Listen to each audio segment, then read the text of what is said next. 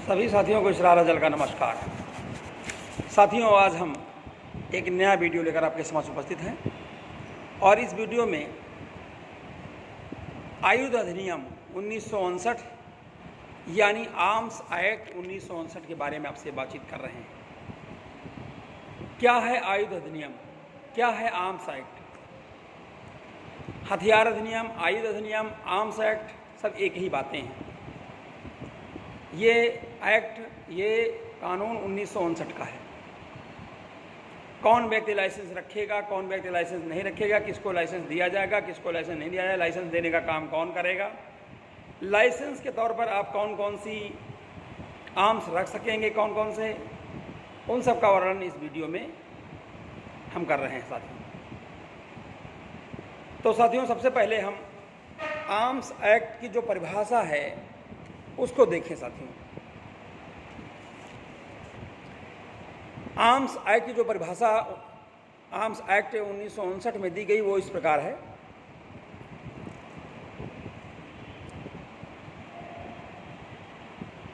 कि गोला बारूद से क्या आशय है? रॉकेट, बम, ग्रेनेड, गोला या अन्य शस्त्र, टारपीडो को काम में लाने वाले अंतर समुद्री सुरंगें बिछाने के लिए परिकल्पित वस्तुएं, विस्फोटक, स्फोटनकारी विखंडी सामग्री का अपायकर द्रव, गैस आदि चीज़ें, अग्ना आयुध के भरण और भरणों के लिए उपसाधन, पलीते और घर्षण नलिकाएं, गोला बारूद के ऐसे संगठक जिनके विनिर्माण के लिए मशीनरी, गोला बारूद के ऐसे संगठक जिनके लिए केंद्रीय सरकार समय समय पर निर्देश करे। आयुध से तात्पर्य है अग्नायुध, तीक्ष्ण धार वाले और अन्य घातक अस्त्र भी इसके अंतर्गत आते हैं, किंतु केवल घरेलू या कृषि उपयोग के लिए परिकल्पित वस्तु जैसे लाठी है, मामूली छड़ी है साथियों, या वे अस्त्र जो खिलौनों से भिन्न रूप में उपयोग में लाए जा रहे हैं वे इसके अंतर्गत नहीं आते हैं।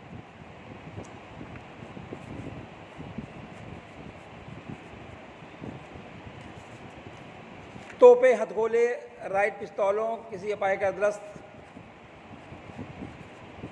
राइफल, बंदूकें, एक नाली, दो नाली, ये सारी की सारी चीज़ें जो हैं आर्म्स में आती हैं साथियों। ये तो है आर्म्स एक्ट की परिभाषा।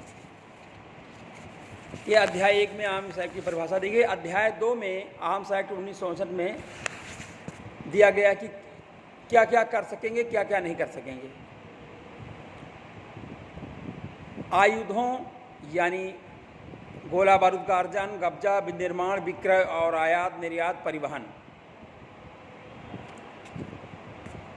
आयुध अधिनियम की धारा 3 में लिखा गया है कि आग्नेयायुधों यानी फायर आर्म्स, इनके लिए आपको लाइसेंस की ज़रूरत होगी।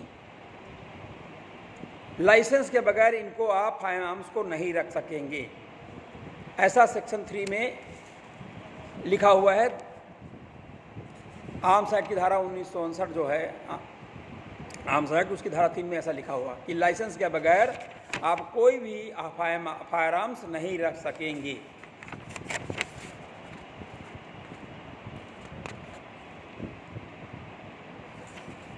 अब ये प्रश्न आता है कि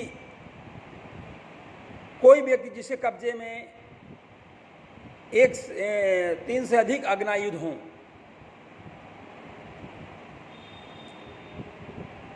वो किसी भी समय 3 फायर आर्म्स अपने पास रख सकेगा, 3।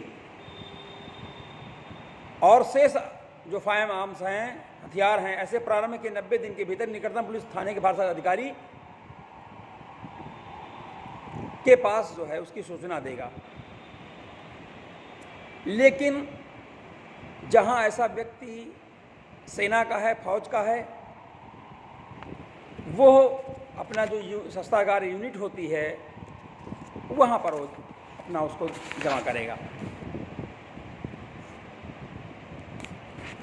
मान लिया कोई डीलर है फार्म आर्म्स का, या कोई आदमी लक्ष्य अभ्यास के लिए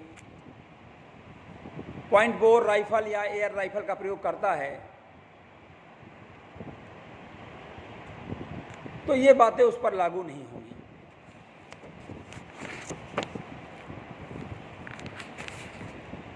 कुछ ऐसी कंडीशंस हैं जहां लाइसेंस आपको दिया जाएगा कुछ फायरआर्म्स आर्म्स एक्ट को रखने के लिए। गोला बारूद को बेचने, फायर आर्म्स को बेचने के लिए धारा 5 में लाइसेंस की ज़रूरत पड़ती है। अगर कोई व्यक्ति फायर आर्म्स को बेचना चाहता है, यानी बंदूकें बेचना चाहता है, एक नाली, दो नाली राइफल, रिवॉल्वर बेचना चाहता है, उसके लिए फायर जो आर्म्स एक्ट की 1959 है, इसकी धारा जो है 5 में ये कहा गया है कि ऐसे व्यक्तियों को सरकार से लाइसेंस लेना होगा। और सरकार से लाइसेंस का मतलब यहाँ जिलाधिकारी से है, उसे जिलाधिकारी से लाइसेंस लेना पड़ेगा और जिलाधिकारी तमाम तरह की जांच करने के बाद में उसे लाइसेंस प्रदान कर सकेगा। जिस वो ऐसे और जो समय समय पर जिला कलेक्टर की निगरानी में जो है, डीएम की निगरानी में वो अपना इनको बेच सकेगा। आर्म्स एक्ट की धारा 6 में है कि गनों के नाल के छोटा किए जाने या नकली जो अग्नायुध होते हैं, इमिटेशन जो फायर आर्म्स हैं, उनके जो है जो नकली हैं उनको असली में परिवर्तित करने की शक्ति जो है धारा 6 में दी गई है। कोई गन है, उसकी नाल को छोटा किया जाना है, या नकली आयुध होते हैं जो कि चिड़ियों को भगाने के काम में आते हैं, बंदरों को भगाने के काम में आते हैं, आम जंगली जानवरों को भगाने के काम में साथियों आते हैं, तो उनके लिए साथियों जो है ऐसा जो है धारा 6 में कहा गया है कि वो उनको जो है परिवर्तित करा सकेंगे, असली से असली में करा सकेंगे। उसका एक प्रसिद्ध विहित प्रोफार्मा होगा, उसके तहत हो जाएगा। जो प्रतिसिद्ध आयुध हैं, प्रोहिबिशन ऑफ एक्विजिशन और पोजेशन ऑफ मैन्युफैक्चर और प्रोहिबिटेड और आर्म्स, उनको नहीं रख सकते आप, उनके ना रख सकते हैं, उनके विक्रय पर प्रतिबंध है। ना अर्जित करेगा कोई आदमी, ना कब्जे में रखेगा, ना धारण करेगा, ना उसको विक्रय करेगा, ना अंतरित करेगा, ना संवर्धित करेगा, ना मरम्मत कराएगा, जो कि प्रतिबंधित हैं। जैसे किसी भी व्यक्तिवाद AK-47 राइफल, AK-56 राइफल, ये सब प्रतिबंधित हथियार हैं, इनको नहीं रख सकते हैं आप। ये धारा 7 में दिया गया है। धारा 8 में दिया गया है कि जिन फायर आर्म्स पर, जिन भी फायर आर्म्स पर, जिन भी अग्नायुध पर, जिन भी हथियारों पर पहचान चिन्ह ना हो, उनके विक्रय या उनके ट्रांसफ़र पर रोक है, ऐसा धारा 8 में लिखा गया है, क्योंकि वो नकली माने जाएंगे और उन पर जो है बड़ी सज़ा है। अगर आप हथियारों का, बंदूकों का आयात और निर्यात करना चाहेंगे तो इसके लिए भी साथियों आपको लाइसेंस की ज़रूरत है।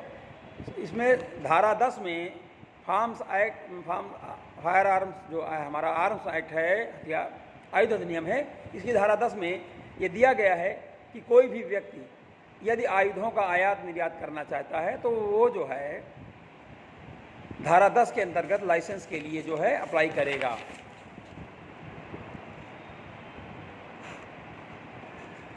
और ये लाइसेंस देने का जो आयात निर्यात का काम है, ये भारत सरकार का होता है, आयुध भारत सरकार का होता है। धारा 11 में भारत सरकार का एक है कि केंद्रीय सरकार शासकीय राजपत्र में अधिसूचना द्वारा ऐसे वर्गों और वर्णों के आयुधों पर गोला बारूद को जैसे अधिसूचना में विनिर्दिष्ट किया जाए, भारत के अंदर लाने या बाहर ले जाने के लिए प्रसिद्ध कर सकेगी। भारत सरकार को पूरा अधिकार होगा।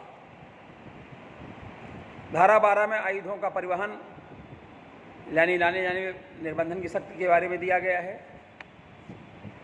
तो साथियों, इस वीडियो में आपने धारा 1 से धारा 12 तक देखा।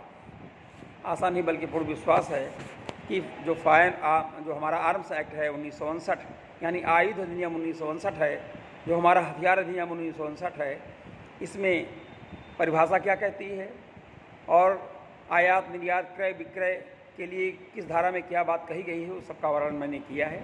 आशा नहीं बल्कि पूर्ण विश्वास है कि ये वीडियो आपको पसंद आएगा। आप वीडियो को देखें, लाइक करें, शेयर करें, चैनल को सब्सक्राइब करें। जय राष्ट्र, जय भारत, जय संविधान।